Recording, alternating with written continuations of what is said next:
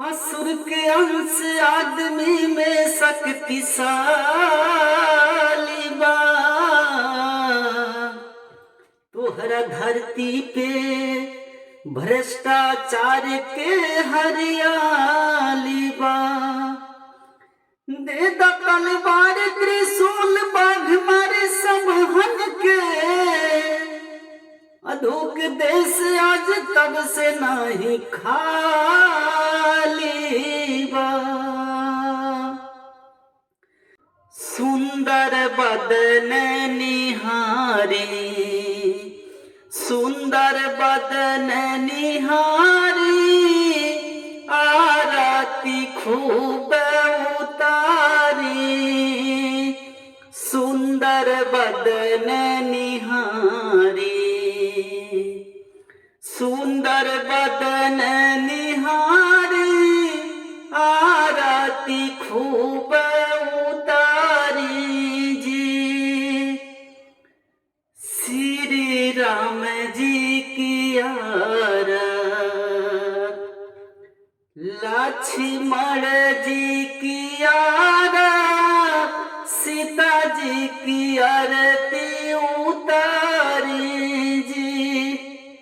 सुंदर बदन निहारी, सुंदर बदन निहारी, राम जी की आरती उतारी जी। कभी राम बनी के,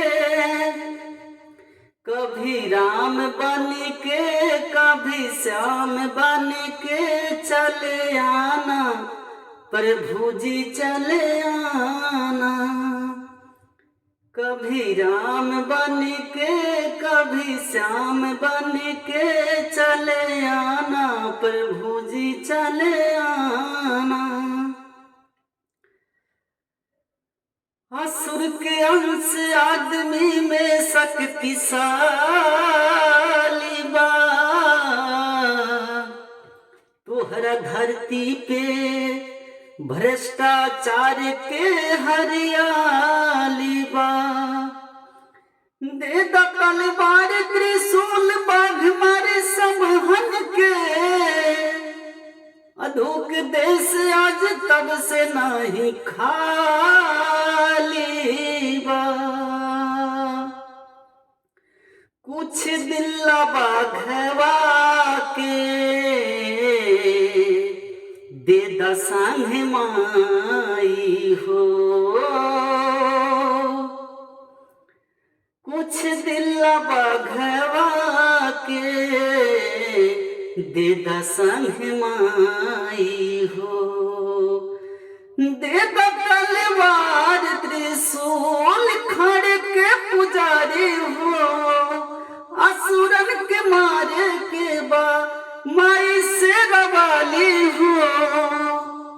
ऐसे ना मंदिरिया से बेटवाई जाई हो। कुछ दिल बाघवा के दे द संग माई हो। भैया हो कुछ नहीं कहा, सभी समझदार बा। कहे कि 2024 हो, सब पढ़ा लिखल होशियार बा। और बाकी आप लोग के ऊपर बा, आप लोग समझबे